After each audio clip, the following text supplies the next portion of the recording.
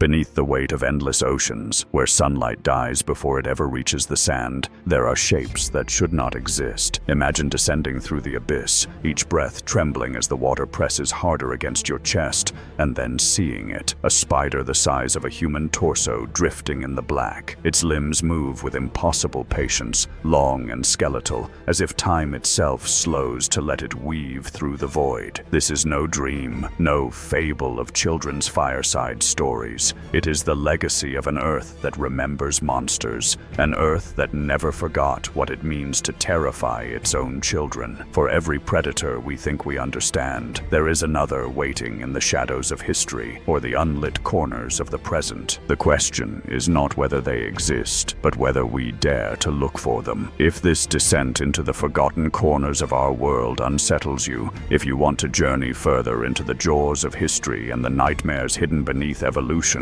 then remain with us. Like, share, and subscribe so we can keep descending together, deeper into the dark, where myth and memory blur into one. Chapter 1. The Spider in the Abyss. There are whispers of creatures that haunt the abyssal plains, where the ocean floor stretches endlessly, and nothing should survive. Among them, stories emerge of a deep-sea spider, larger than any human torso, with limbs like needles that move in silence. This chapter unravels the biology of such a possibility, the strange evolution of arthropods, and the terror of meeting something that crawled from the Cambrian and never let go. It is a meditation on survival, fragility, and what it means to face a predator that thrives in absolute blackness. Chapter 2. The Ice that Preserves Monsters. Frozen wastelands keep secrets no living eye has witnessed. Mammoths once thundered across tundras, but other beasts slept beneath ice, thicker than towers. This chapter imagines the return of frozen predators, creatures flash frozen in mid-motion, their eyes still wide with hunger. We consider both paleontology and rumor, blending fact with the haunting truth that the cold is not always death. It is a pause, and some pauses are not meant to end. Chapter 3. When humans were prey. Long before cities, walls, and fire, we walked naked across landscapes built for killers. Meganterion, saber-toothed cats, monstrous hyenas, and eagles that could lift a child from the earth. This chapter drags us into that vulnerable silence when humanity was just meat among the grass, hunted by eyes that saw us as nothing but prey. The echoes of those hunts still rattle our nervous systems today, and in dark forests, we sometimes feel it, the memory of being stalked. Chapter 4. Parasites and horrors that live inside us. Not all monsters are larger than us. Some are small enough to crawl beneath our skin, to change how we think, to use us as vessels for their survival. This chapter plunges into the disturbing reality of parasites, creatures that replace the tongue of a fish, in that blind, that alter behavior until the host no longer belongs to itself. Here evolution turns cruel, forcing us to wonder whether we are truly masters of our own bodies, or just fragile ecosystems waiting to be overrun. Chapter 5. The Rumors that Refuse to Die. Legends persist because something feeds them. Hunters still claim to see the thylacine pacing through Tasmanian forests. Sailors speak of shadows in the waves far too large to be whales. And in the dark jungles, locals whisper of beasts with eyes like lanterns that were never written into biology textbooks. This final chapter explores the edge of science and story, where folklore, cryptids, and evolutionary dead ends blur together. Perhaps not every extinction is final. Perhaps the monsters are waiting. Chapter 1. The Spider in the Abyss. The ocean's abyssal plain is a place where life should collapse under the weight of pressure alone, where silence hangs heavier than stone, and where light, once it dares to descend, is swallowed whole. It is a cathedral of darkness, vast and unbroken, its halls shaped by pressure and time. And yet, in this world where death should reign absolute, creatures thrive that seem sculpted from nightmares. Among the whispers told by sailors and scientists alike is a rumor, a silhouette glimpsed by remote submersibles, a form crawling with impossible patience, a spider spider, larger than a human torso, its limbs so thin and sharp they vanish into the black, its body swaying as if the sea itself is its web. To picture such a thing is to step back into a timeline long before us. During the Cambrian period, over 500 million years ago, arthropods ruled the seas. Some bore shells, others grew spines, but all shared the ruthless hunger of survival. Gigantism in deep water is not myth, it is science. The giant squid, the Japanese spider crab, the isopods the size of a forearm,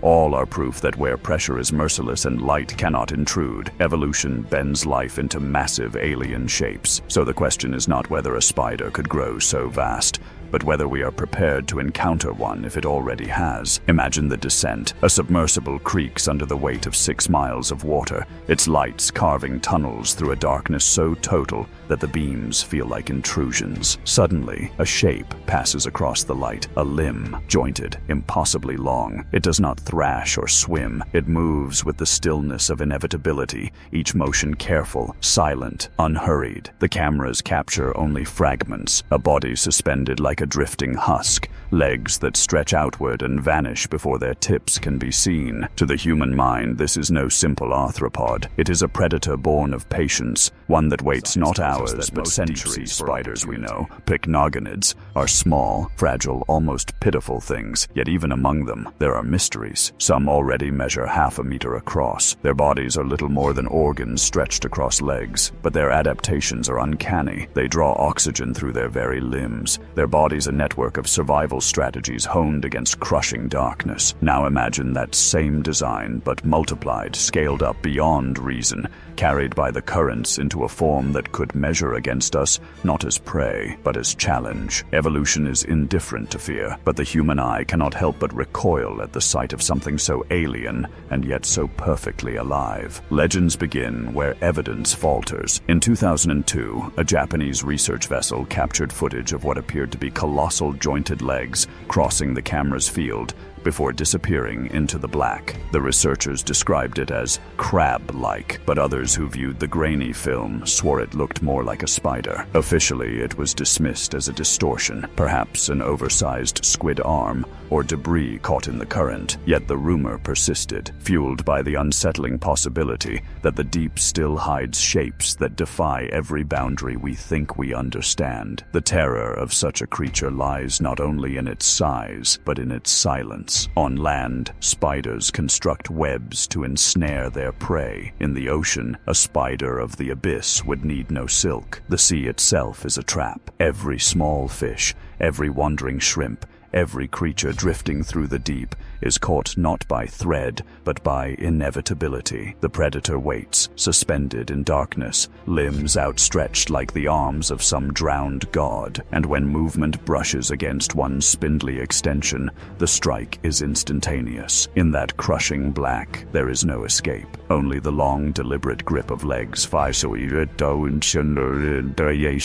holding inward, pulling prey into the unseen center. To witness such a thing is to feel our own fragility. Humans are land-born, our lungs shallow, our bones fragile, our eyes blind in darkness. The abyss does not care for our dominance. It does not remember our machines or our cities. It remembers only hunger. The spider of the abyss, whether real or imagined, is not a fantasy. It is a reminder of the scale of life and how little of it we have truly seen. For every mile of ocean floor unexplored, for every trench left untouched, there could be 100 such predators waiting, feeding, surviving in silence. And perhaps the most haunting thought of all is this: we may never know. The abyss is too vast, too hostile for certainty. We send cameras, probes, and machines into its depths, but each mission captures only fragments, like glimpses through a keyhole into a mansion built for nightmares. What else moves out there? What else waits in that black cathedral is not ours to claim. We can only imagine the brush of a limb against the glass, the sudden shadow blotting out the light, and the patient, endless hunger of something that should not exist but might. It is in that silence, in that eternal night, that the spider waits. Chapter 2. The ice that preserves monsters. The cold does not kill as quickly as we believe. In the right conditions, it suspends. It halts the pulse, arrests decay, and leaves a creature poised as if frozen mid-breath, mid-thought, mid-hunger. Ice is not merely the absence of warmth. It is a prison that preserves. And beneath the endless tundras of Siberia, the glacial vaults of Greenland, and the frozen wastelands of Alaska, there are bodies that never reached their end. Mammoths with their flesh still soft, their stomachs filled with the last meal of grass and flowers. Horses whose hides are still marked by fur. Wolves, foals, birds, all caught in a moment that refuses to pass. It is as if the earth has chosen not to bury them, but to keep them waiting,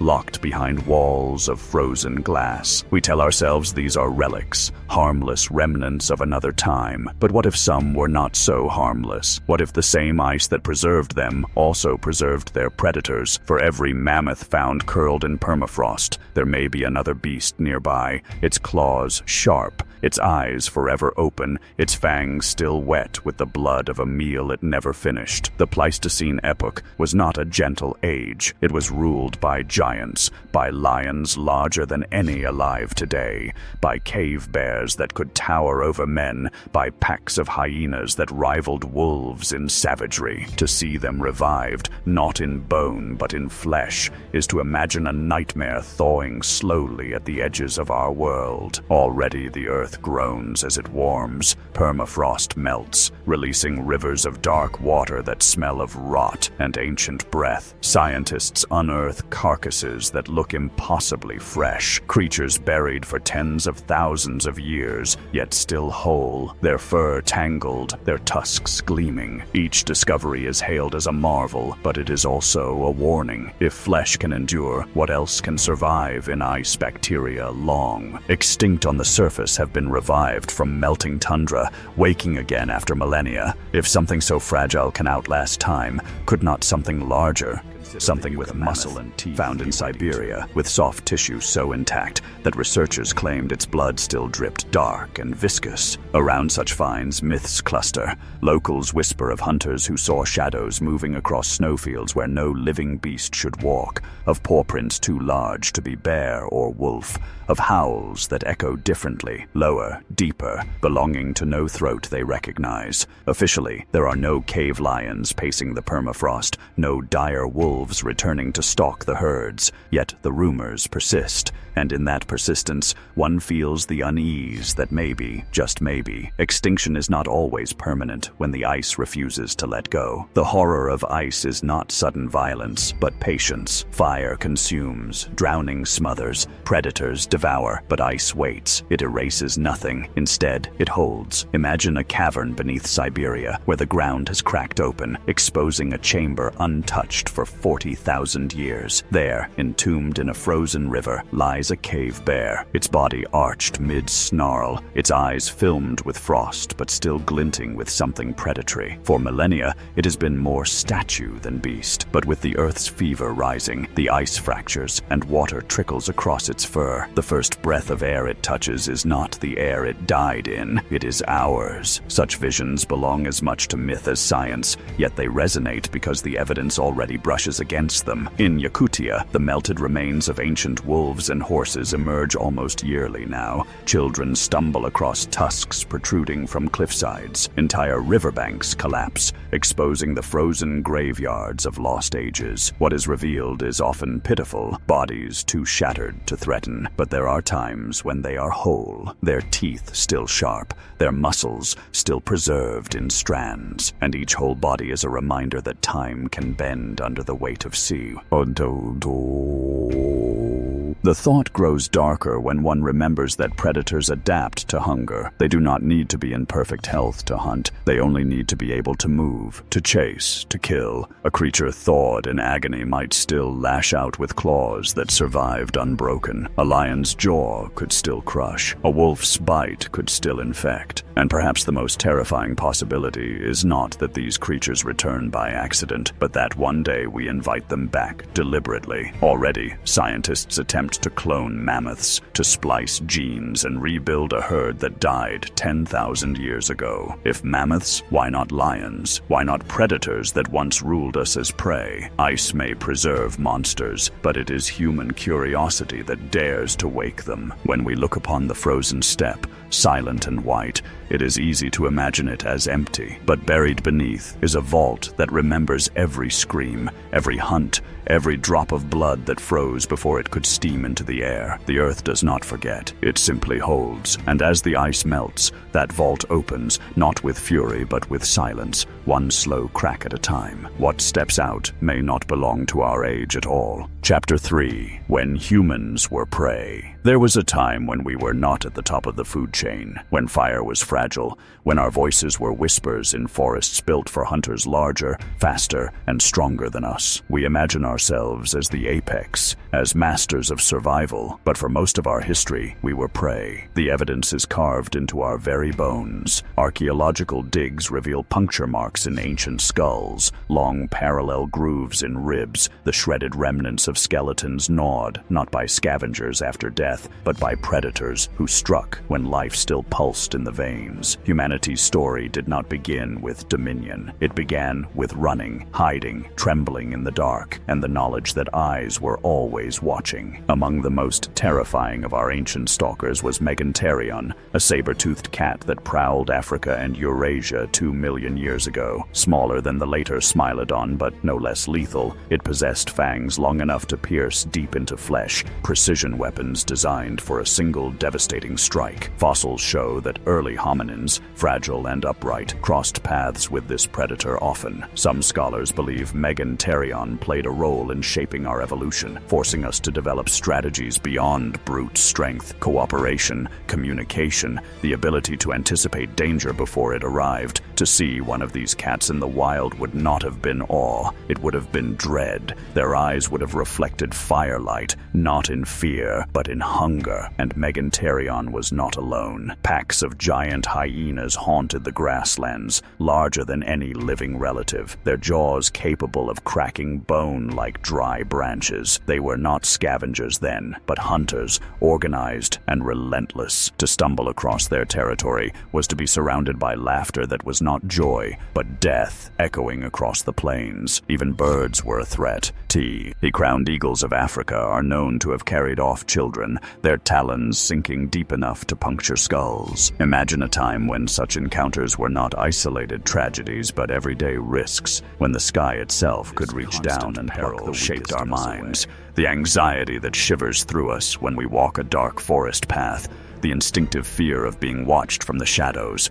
the way our hearts quicken at the snap of a twig, all are echoes of the ages when being careless meant being consumed. Our bodies remember what our civilizations have forgotten. We carry the memory of being hunted in the marrow of our bones. There are stories still from indigenous traditions around the world that recall these ages of fear. Tales of lions with blood-red eyes, wolves that walked silently through the grass until they were already at your throat, serpents that lay in wait at the water's edge. These myths were not merely cautionary tales, they were survival guides encoded in story, teaching children not to wander too far, not to linger in the dark, not to forget that danger was never far away. Myth was not fantasy, it was memory, distilled into words. Yet the most haunting truth is not that predators once hunted us, but that we survived only by chance. Fossil records suggest entire groups of early humans were wiped out by predators, their remains scattered like bones at the base of an altar. We did not conquer the wild through strength, we endured it through desperation. Our mastery came much later, after fire grew constant,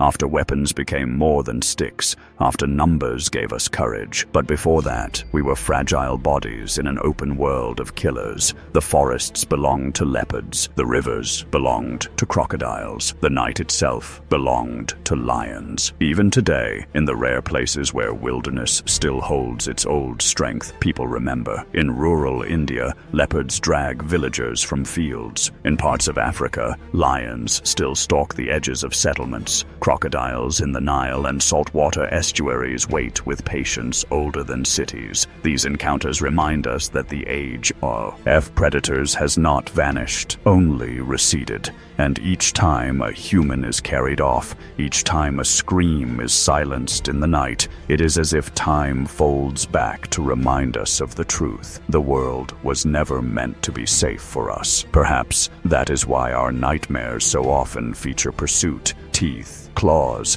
the feeling of running but never escaping. We are not born with such images. They are inherited, wired into the nervous system by 1,000,000 years of survival under siege. We dream of predators because predators shaped us, and though we may light our cities and build our walls, the memory waits. In the flicker of shadows, in the rustle of grass, in the silence between heartbeats, we remember what it means to be prey. And perhaps somewhere in the wild corners left untouched, something remembers us as prey as well. Chapter 4. Parasites and horrors that live inside us. Not every monster towers over us. Some are small enough to slip unseen into our bodies, to change us from the inside out, to bend us into something unrecognizable. They do not chase us through forests or leap at us from shadows. Instead, they crawl beneath our skin, silent intruders, rewriting the laws of survival from within. In their world, we are not predators or prey. We are vessels. To them, flesh is not sacred, but shelter, a living house to occupy, exploit, and eventually abandon. These creatures, parasites in all their endless shapes, reveal a truth more terrifying than any lion's roar or spider's web. The real danger often lies within ourselves. Consider the tongue-eating louse, a parasite that enters a fish through its gills and attaches itself to the tongue. It feeds until the tongue withers away, then takes the organ's place, anchoring itself and functioning as the fish's new tongue. Imagine that for a moment. The host continues to live, to feed, to swim, all the while carrying a replacement part that is not flesh, but invader. The fish does not die. It adapts, or rather, it is forced to adapt. The parasite becomes inseparable, a permanent resident. Life continues, but it no longer belongs to the host.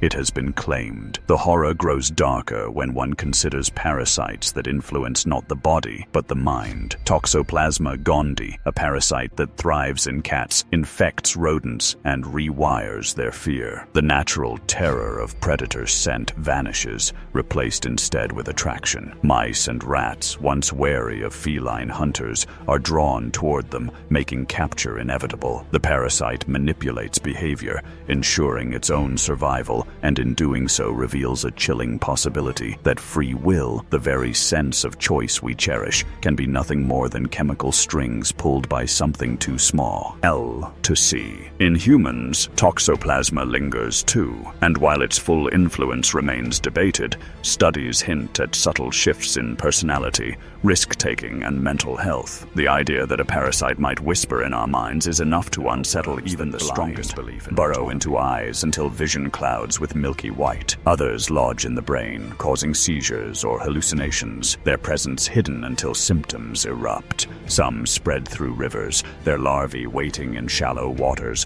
where bare feet stir the mud, slipping in unnoticed to grow within veins and organs. To read the case studies is to understand that horror does not require the impossible. It already thrives in the everyday. These invaders do not belong to legend or rumor. They belong to biology. The cruelty of evolution shows itself most clearly here. Parasites do not kill outright. Death would end their shelter. Instead, they weaken, exhaust, erode. A person might live years with an invader coiled in their stomach, their body never truly their own. Each day becomes a negotiation between survival and infestation, between what the body needs and what the parasite takes. For those who suffer, it is not one moment of terror, but a slow unraveling, a daily reminder that the boundary between self and invader is not as solid as we imagine. And yet, as disturbing as this is, there are stranger theories still. Some scientists suggest that parasites may have shaped the evolution of entire species,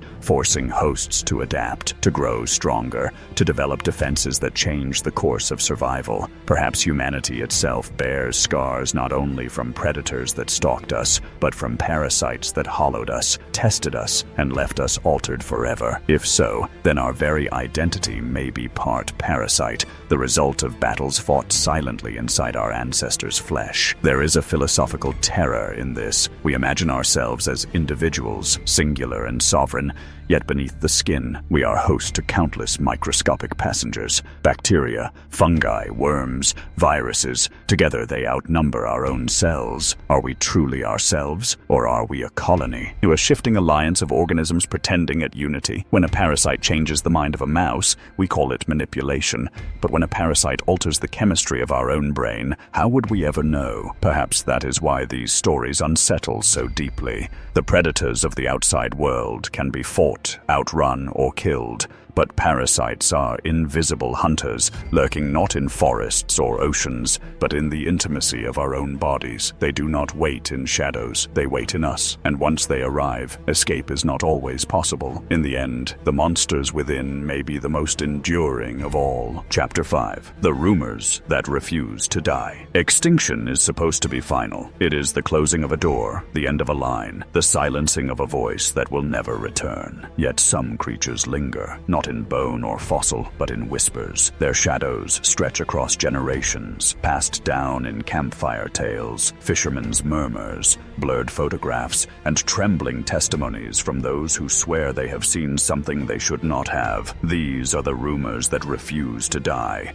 the stories of beasts that were declared gone, yet continue to move restlessly at the edges of our world. Take the thylacine, the so-called Tasmanian tiger. Officially, the last of its kind died in a Hobart zoo in 1936, pacing the bars of its enclosure until silence claimed it. Its extinction is written into history books, and yet across the forests of Tasmania, stories persist. Farmers whisper of striped shadows darting across fields at dusk. Hikers describe guttural coughs echoing through the trees, sounds too deep for fox, too strange for dog. Grainy footage emerges every few years, debated endlessly, dismissed by authorities but embraced by locals who know what they saw. Whether illusion, misidentification, or truth, the thylacine lives on in rumor, its absence never fully convincing. And then there are the oceans, vast enough to swallow secrets whole. Sailors speak of shapes that rise beside their vessels, bodies long as train cars,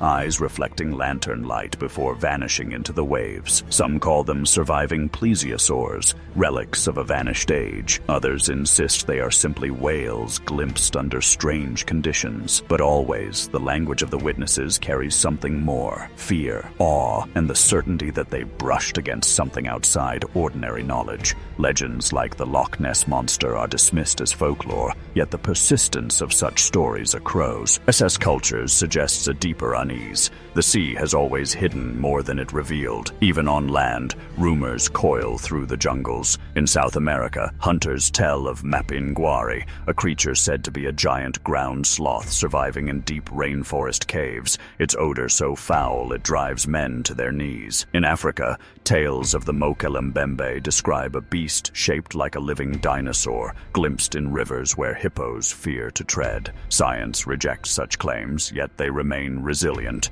handed down through generations as though the land itself resists our declarations of extinction.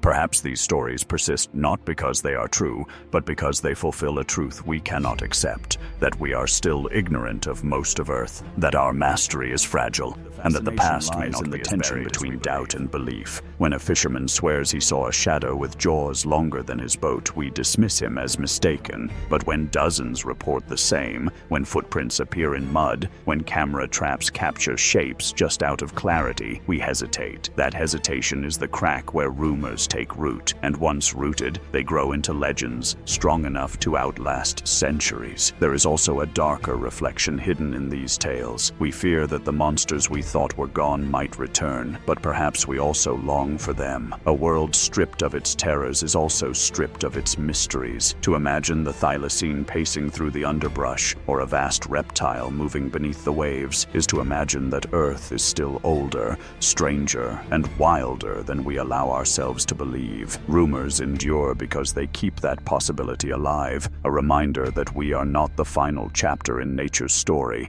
but only one more fragile page. And so the rumors spread, unkillable, moving across decades with the same patience as the creatures they describe. Science may scoff, but the human heart listens closely in the dark. We are drawn to the edge of certainty, to the places where myth and biology intertwine, because deep down we remember a time when the world was filled with beasts beyond our control. Perhaps the persistence of these stories is not evidence of survival, but evidence of memory, the collective instinct that not all monsters vanish quietly, and that some will always wait just out of sight. Extinction, after all, is only a word.